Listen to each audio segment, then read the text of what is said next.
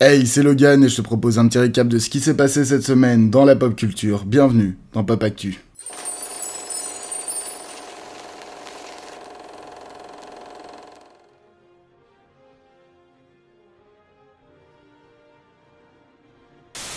Mais quelle bonne idée de commencer une émission d'actu la semaine de la San Diego Comic Con. Celle-ci a eu lieu du jeudi 21 au dimanche 24 juillet, de nombreux studios y étaient présents, et on va donc voir en vitesse ce qu'on a pu y découvrir. Le film Donjons et Dragons a pu dévoiler certains de ses personnages via de nombreuses affiches présentées à la convention. En plus d'un poster officiel donc, nous avons pu avoir des posters de personnages de Michelle Rodriguez, Chris Pine, Regé-Jean Page, Hugh Grant, Sophia Lillis et Justice Smith. Le film s'est donc accompagné d'une première bande-annonce, cela nous promet un projet déjanté et fantastique au possible. Rendez-vous le 1er mars 2023 au cinéma pour découvrir tout ça. Attendu depuis longtemps par de nombreux fans, le film Teen Wolf va enfin voir le jour, sa bande-annonce a été dévoilée lors de la convention. Pour découvrir le film, il faudra encore patienter, pas encore de date de sortie annoncée. Tout ce que nous savons, c'est qu'il sera disponible sur Paramount Plus aux US. Il faudra donc encore voir quelle plateforme aura les droits pour l'exploitation francophone. Le panel de DC Comics a commencé par plusieurs infos sur Black Adam. Après une entrée incroyable de Dwayne Johnson, une bande-annonce nous a été dévoilée. Elle nous présente de belles choses et surtout certains personnages. Nous pourrons donc retrouver Dr. Fate, Hawkman, Atom ou encore Cyclone. Dwayne Johnson a qualifié le film de point de relance pour l'univers cinématographique de DC avec la formation de la Justice Society of America. Viola Davis sera également de retour dans le film dans le rôle d'Amanda Waller et il sera à découvrir dès ce 19 octobre au cinéma. Pour continuer dans cette lignée, nous avons eu de nouvelles informations sur Shazam Fury of Gods. On a donc eu droit à une nouvelle bande-annonce. Dans celle-ci, on y apprend que l'histoire du film prendra place plusieurs années après le premier opus. Les membres de la Shazam Family sont maintenant tous reconnus comme de réels héros auprès du monde. L'actrice Rachel Zegler y jouera Antée, fille de Gaïa et Poséidon. Rendez-vous en salle le 21 décembre. La maison de comics en a aussi profité pour nous dévoiler un peu le comics de Riddler Year One, scénarisé par Paul Dano. On y suivra les crimes du Riddler du film de Batman. Le comics est labellisé Black Label, on peut donc s'attendre à une histoire des plus sombres et matures. Ce comics de 6 épisodes commencera sa publication dès le 25 octobre aux US. Il faudra donc sûrement attendre la sortie totale de la série pour le retrouver chez nous, édité par Urban Comics. Jim Lee en a aussi profité pour nous annoncer qu'aucun projet lié au Snyder Cut n'est à prévoir pour le moment. C'est la fin des grosses annonces de DC pour cette Comic-Con, pas sur leur concurrent qui lui est loin d'avoir peu à nous dire. Après le succès de la série What If l'année dernière, Marvel est de retour avec plusieurs autres séries d'animation, on va passer ça en revue par date de sortie. Tout d'abord, I Am Groot, mini-série d'animation 3D composée de 5 épisodes seulement. La série nous parlera de Groot qui va devoir se balader à travers l'espace et nous montrer comment celui-ci va réagir à tout ce qui l'entoure. Lors de la convention, nous avons pu découvrir un nouveau poster ainsi qu'une bande-annonce. Le personnage de Groot sera doublé par Vin Diesel en VO. Nous ne savons pas encore s'il fera comme pour le premier film des Gardiens de la Galaxie, pour donc doubler également en français. Une saison 2 a d'ailleurs déjà été annoncée, et la mini-série sera à découvrir dès ce 10 août en exclusivité sur Disney+. Pour continuer, What If saison 2, les personnes présentes à la convention ont pu découvrir en exclusivité le premier épisode de cette nouvelle saison. L'épisode s'intitule « Et si Captain Carter combattait l'écraseur d'Hydra ?» Dans celui-ci, Captain Carter devra donc faire face à un écraseur d'Hydra dans lequel se trouve toujours Steve Rogers, contrôlé par Melina Vostokov, doublé par Rachel Weisz, qui reprend son rôle de Black Widow. De nombreuses histoires d'autres épisodes ont été annoncées, comme un épisode qui se passe à l'ère élisabéthaine en 1602, un épisode sur Ella, un épisode sur Odin contre le mandarin, un épisode où Yondu livre Peter Quill à Ego après l'avoir enlevé comme c'était censé l'être, et un dernier sur Tony Stark sur Sakaar, avec Valkyrie et Hulk. De nombreux acteurs des films font leur retour en tant que doubleurs sur cette saison, nous pourrons donc retrouver Hayley Atwell en Captain Carter, Mark Ruffalo en Hulk, Samuel L. Jackson en Nick Fury, Jeff Goldblum en Grand Maître ou encore Elizabeth Olsen en Scarlet Witch. Les réalisateurs en ont également profité pour expliquer que leur Captain Carter n'était évidemment pas la même que celle de Multiverse of Madness et que la leur aurait absolument défoncé Wanda.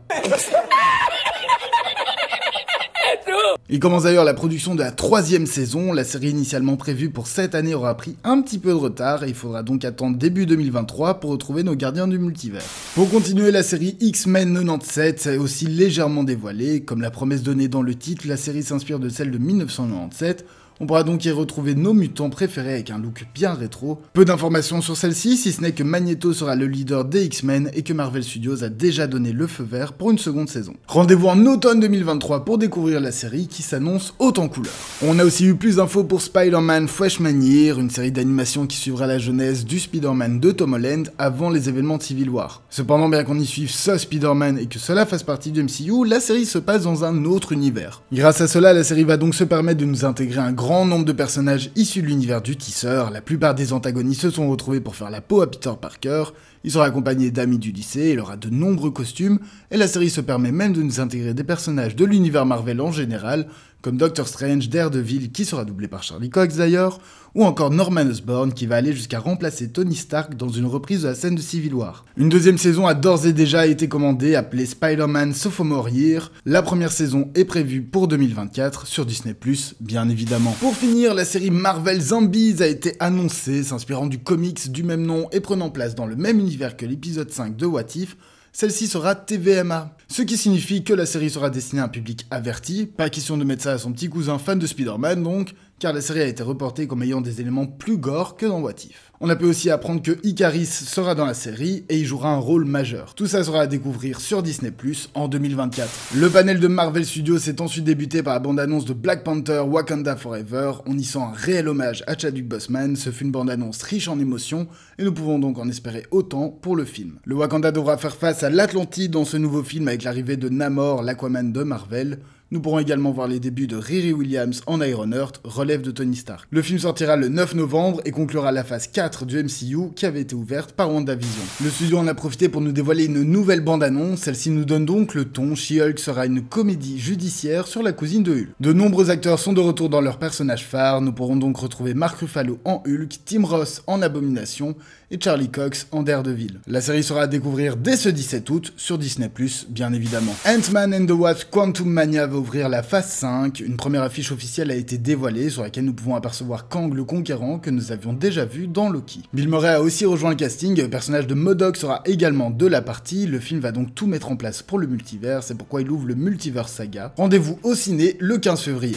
La série adaptée du comics va enfin voir le jour, Marvel Studios a décidé de rester assez flou dessus, il s'agira d'un thriller politique plutôt sombre. Comme pour les autres projets, nous retrouverons de nombreux personnages déjà connus, comme Ben Mendelsohn en Talos, Cobie Smulders en Maria Hill, Don Cheadle en War Machine, et évidemment Samuel L. Jackson en Nick Fury. Sortie prévue au printemps 2023. Les Gardiens sont de retour pour une troisième et dernière aventure. Nous y suivrons Star-Lord qui est en train de retrouver Gamora, devenu chef des Ravageurs suite à la mort de Yondu et son retour depuis Endgame. De premières images ont été leaks, nous pourrons aussi découvrir les origines de Rocket Raccoon, sortie le 3 mai 2023. Série spin-off de Hawkeye, la série suit le personnage d'Echo, une anti-héroïne sourde mais qui est loin de se laisser marcher sur les pieds. Il a aussi été rapporté que Charlie Cox et Vincent D'Onofrio seront de retour en Daredevil et en Caïd, sortie prévue en été 2023. Suite directe de la première saison, le dieu de la malice sera de retour pour notre plus grand plaisir, prêt à en découdre avec le multivers, le tournage vient de s'achever et la série sortira donc aussi en été 2023. La suite des aventures de Riri Williams que nous aurons donc pu apercevoir dans Black Panther 2, au plus nous avançons dans le temps, au moins nous avons d'informations, la relève d'Iron Man débarquera sur le petit écran en automne 2023.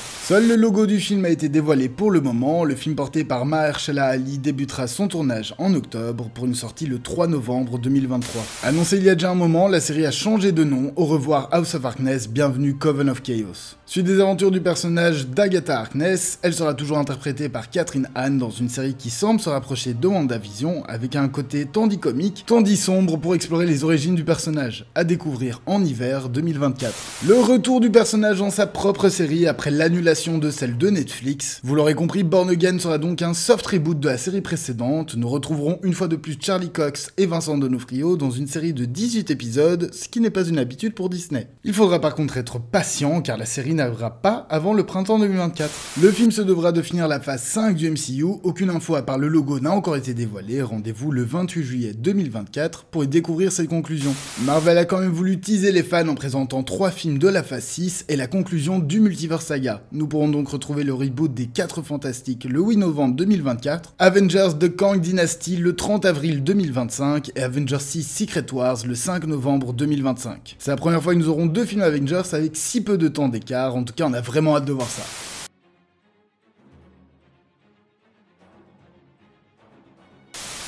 Ça fait quelque temps maintenant que la guerre entre les salles obscures et les plateformes de streaming fait rage, et bien évidemment le confinement n'a pas aidé avec tout ça, avec la sortie de plusieurs films qui devaient voir le jour en salle, et qui sont tout simplement retrouvés sur Netflix, Amazon Prime et autres, ou bien encore maintenant où certains films sortent en simultané au cinéma et sur les plateformes. De nombreuses personnes travaillant dans l'industrie cinématographique ont déjà donné leur avis et leur position sur cette situation, comme par exemple Scarlett Johansson qui a attaqué Disney en justice pour avoir sorti Black Widow en simultané au cinéma et sur Disney+. Et c'est aujourd'hui au micro de The Hollywood Reporter que les frères Russo, réalisateurs entre autres des 2 derniers films Avengers, ont donné leur avis sur la question. Ceux-ci ont donc déclaré « Il faut se rappeler d'une chose, c'est qu'aller au cinéma est quelque chose d'élitiste. C'est vraiment trop cher, donc cette idée qui s'est créée et à laquelle on se raccroche que le cinéma est un lieu sacré, c'est n'importe quoi. Ça exclut une forme d'accessibilité pour tous, tandis que l'exploitation digitale est précieuse en ce qu'elle pousse à la diversité et à la possibilité des gens à partager leurs comptes. Ils peuvent avoir accès à 40 histoires pour le prix d'une. » C'est donc un réel débat sans fin qui est loin de ne faire que des heureux, mais il est sûr que ce n'est pas pour déplaire aux 2 réalisateurs qui ont généré rien qu'avec leurs 2 films Marvel plus de 4,5 milliards au box-office, et qui viennent de sortir leur dernier film The Gray Man sur Netflix. Ils mangent donc aux 2 écuries, et ça n'a pas l'air de leur faire de mal. Le service de SVOD n'a pas eu un début d'année des plus faciles, l'entreprise américaine a en effet perdu plus de 200 000 utilisateurs lors du premier trimestre de 2022, et 900 000 lors du second. Ils cherchent donc des moyens pour pouvoir combler les trous dans les caisses, et bien que la sortie de la 4ème saison de Stranger Things les ait déjà pas mal aidés, ils ont donc commencé par le fait de vouloir intégrer des abonnements légèrement moins chers, mais en y intégrant de la publicité en contrepartie. Leur dernière idée en date sera donc de pouvoir enfin mettre un terme au partage de comptes. Sur leur site officiel, Netflix explique qu'à partir du 22 août 2022, ils mettront en place un système de localisation pour limiter l'accès aux comptes à un seul foyer. Comprenez donc par là, vous pourrez regarder vos films et séries via votre compte chez vous, mais une fois une connexion dans un autre lieu que votre domicile, Netflix vous bloquera l'accès ou vous proposera de rajouter un foyer supplémentaire pour la modique somme de 2,99 $. L'entreprise a cependant pensé aux personnes en vacances, vous pourrez donc vous connecter à votre compte sans coût supplémentaire dans votre foyer de vacances pendant 2 semaines, sauf si vous êtes déjà connecté là-bas auparavant. Au-delà des 2 semaines, votre compte sera donc bloqué à ce lieu et vous devrez à nouveau débourser de l'argent afin de pouvoir continuer de profiter du catalogue. Ce test s'applique seulement en Amérique latine pour le moment, mais vous l'aurez compris, s'il s'avère concluant, préparez-vous à devoir payer pour regarder vos séries au travail. Les reboots, remakes et suites de films cultes sont depuis quelques années devenus une vraie passion pour les producteurs. Le 28 juin 2023, nous pourrons donc redécouvrir Harrison Ford enfiler le costume du célèbre archéologue pour un 5e volet de la saga. Depuis 2015, les regards sont déjà tournés vers l'avenir, nous pouvons donc imaginer la mort du personnage d'Indiana Jones qui devra passer le flambeau à la relève, et qui de mieux pour cette relève que l'acteur qui brille dans le MCU et la saga Jurassic, Chris Pratt. L'acteur a donc été interrogé sur la question au micro du podcast Happy Sad Confused, où il a donc répondu « Tout ce que je sais, c'est que j'ai lu une citation d'Harrison Ford, je ne sais pas si c'était vraiment lui, mais ça m'a déjà assez effrayé comme ça. Ça disait quelque chose comme « Quand je mourrai, Indiana Jones mourra ». Et je me suis demandé si j'allais me faire hanter par le fantôme d'Harrison Ford s'il mourait un jour et que je jouais le personnage. » Chris Pratt fait allusion à une interview d'Harrison Ford pour Today en 2019, où celui-ci a tapé du poing sur la table en expliquant qu'il est et restera le seul Indiana Jones. Pratt préfère donc laisser Ford finir avec ce personnage dans le film de James Mangold, et on le comprend bien. Avant de commencer cette actu, il est important de rappeler les faits qui ont conduit au film Zack Snyder's Justice League. Le début de l'univers cinématographique de DC Comics et de la Warner Bros est réalisé par Zack Snyder, qui a jusque-là réalisé Man of Steel et Batman v Superman. Dès 2016, il commence la production du film Justice League, et qu'il devra quitter peu après la fin du tournage début 2017, suite au suicide de sa fille de 21 ans, Autumn. La Warner embauchera donc Joss Whedon, réalisateur des 2 premiers films Avengers, afin de continuer le film. Le studio recommencera donc pratiquement tout en utilisant au maximum 30% des images de Snyder, pour tenter de faire un film un petit peu plus comme Marvel.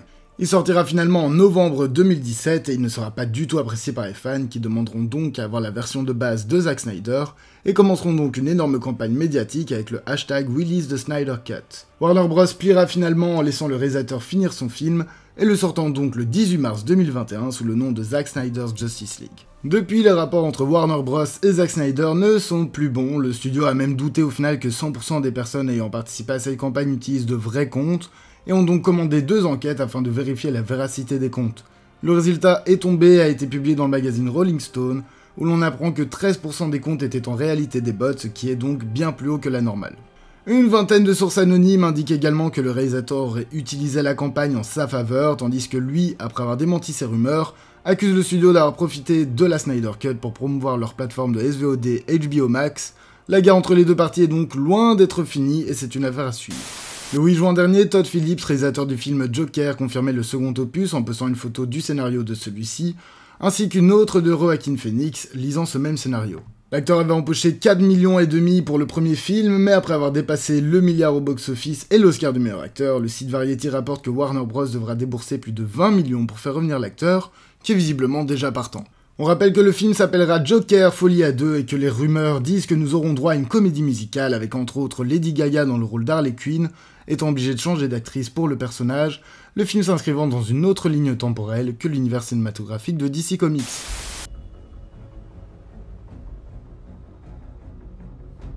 Joe Dante, réalisateur du cultissime film Les Gremlins, a cette semaine poussé un léger coup de gueule contre Disney et Lucasfilm. Celui-ci a en effet accusé les équipes créatives de la série de Mandalorian de plagiat vis-à-vis de Grogu, alias Baby Yoda. Pour lui, il est évident que la petite bête phare de la série est un énorme plagiat de Gizmo et s'exprimera donc au San Francisco Chronicle où il déclarera « Je pense que la longévité de Gremlins réside dans ce personnage, Gizmo, qui est clairement un bébé ». Ce qui m'amène bien sûr au sujet de Baby Yoda. Je pense que ce dernier est simplement un copier-coller et sans vergogne, je pense.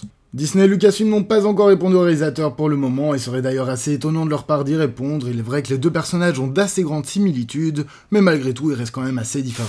La canicule est bien présente cette semaine, les températures battent des records et de nombreux incendies sont déclarés tous les jours. C'est notamment le cas en Gironde, à l'ouest de la France, où ce sont plus de 17 000 hectares qui sont déjà partis en fumée.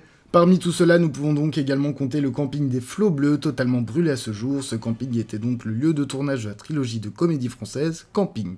Franck Dubosc a réagi à cette actu le lundi 18 juillet en postant sur ses réseaux une photo de son personnage Patrick Chirac, en disant donc « On le reconstruira notre camping, aujourd'hui Patrick pleure, à tous mes amis campeurs, girondins et pompiers, emoji prière ».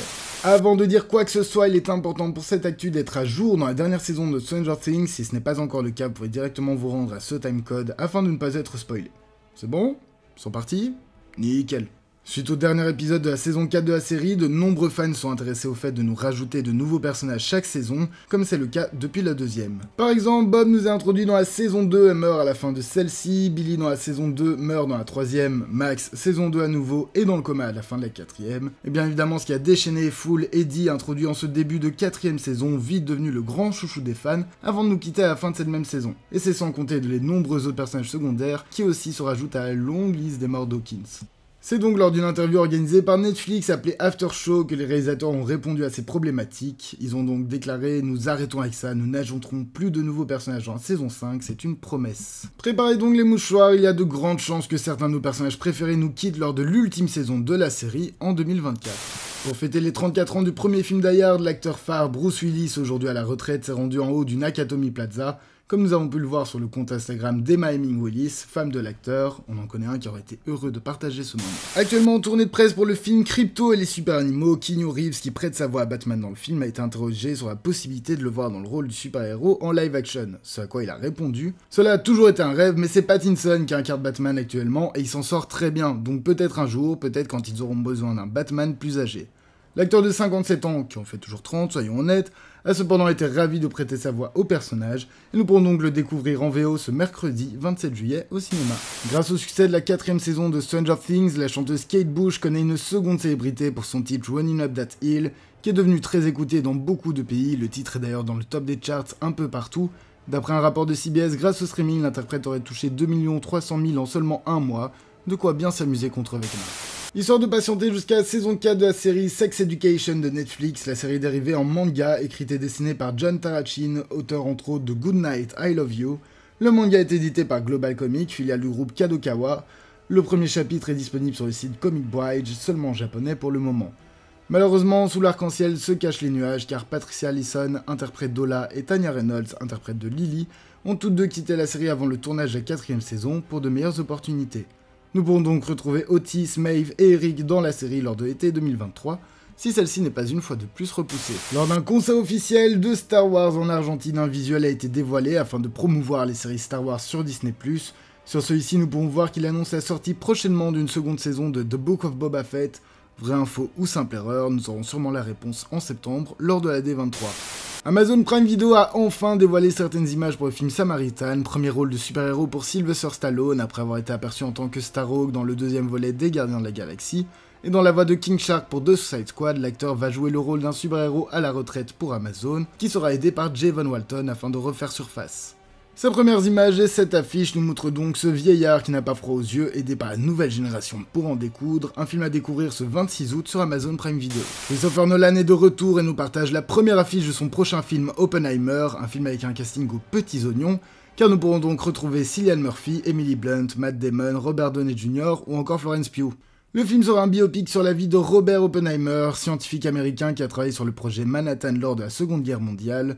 Ce projet est simplement le programme qui a visé à développer la bombe atomique, rien que ça. Le rôle titre est donc attribué à Cillian Murphy, qui vient de crever l'écran avec la dernière saison de Peaky Blinders. Rendez-vous le 19 juillet 2023 au cinéma pour découvrir le film. Un grand merci d'avoir suivi ce premier épisode de Pop Actu, il y a encore de l'amélioration à avoir, mais bon, j'espère qu'il vous aura tout de même plu. N'hésitez pas à me donner un petit retour en commentaire ou à vous abonner. Quant à moi, je vous donne rendez-vous la semaine prochaine pour le second épisode. Passez une bonne soirée.